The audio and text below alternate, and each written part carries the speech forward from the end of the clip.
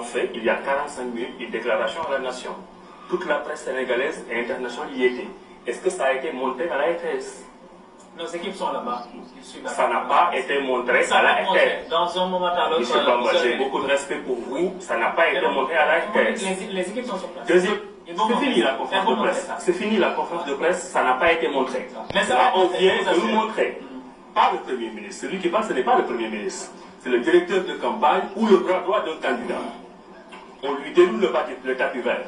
Et il vient nous dire, à la place du Conseil constitutionnel, à la place du Sénat, à la place de tout, Monsieur El Hadji Ibrahima Sall, j'ai énormément de respect pour vous.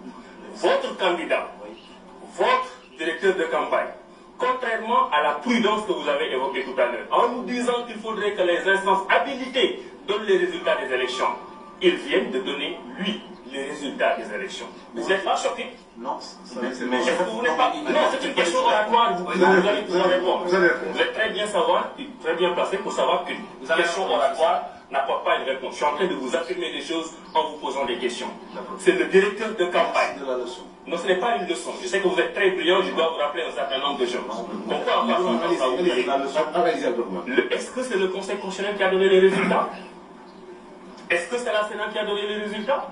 Est-ce que c'est la Commission nationale de recensement des votes qui a donné les résultats? J'ai 49 ans, j'ai commencé à voter depuis 1993. J'ai vu des élections. Je n'ai jamais vu une telle forfaiture dans l'histoire politique du Sénégal. Jamais. Je n'ai vu une telle forfaiture dans l'histoire politique du Sénégal. Un Premier ministre, directeur de campagne à qui on déroule un tapis vert et qui vient dire aux Sénégalais les résultats, l'expression que vous avez fait dans les urnes, on n'en a rien à faire, nous allons nous déclarer vainqueurs. Ce qui est dommage, c'est que nous autres de l'opposition, les populations sénégalaises, ont laissé justement faire le président Macky Sall avec son équipe. Ce que nous sommes en train de vivre, je vous regarde dans les yeux et je vous le dis, c'est une honte parce que le Sénégal ne mérite pas ça. Et qu'est-ce que vous allez faire demain? Vous allez mettre les gendarmes dans la rue? Vous allez mettre la police dans la rue? Vous allez nous mettre en prison? Et après, qu'est-ce qui va se passer? Nous, de l'opposition, nous sommes en train de vous dire que vous n'êtes pas en train de respecter le verdict des populations sénégalaises. Et le président Macky Sall n'en a pas le droit. Et le Premier ministre Boun Abdallah Dionne n'en a pas le droit. Et la RTS n'a pas le droit. Et les Sénégalais ne méritent pas ça. Et vous le savez que c'est une forfaiture. Vous savez que c'est un coup d'État.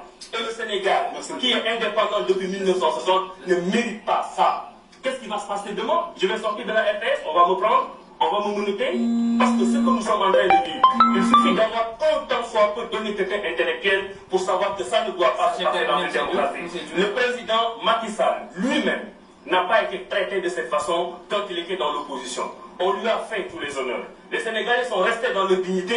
Le président Abdoulaye Wade a été extrêmement digne pour lui permettre d'abord d'être candidat. Ce qu'il n'a pas accepté avec les opposants. Il a mis Karim Wade en prison pour ne pas l'avoir en face de lui. Il a mis Khalifa Sall en prison pour ne pas l'avoir en face de lui. Aujourd'hui, pour la première fois, il se déclare vainqueur. Ce n'est pas juste. Nous ne méritons pas ça. Monsieur Diouf également. Monsieur Diouf,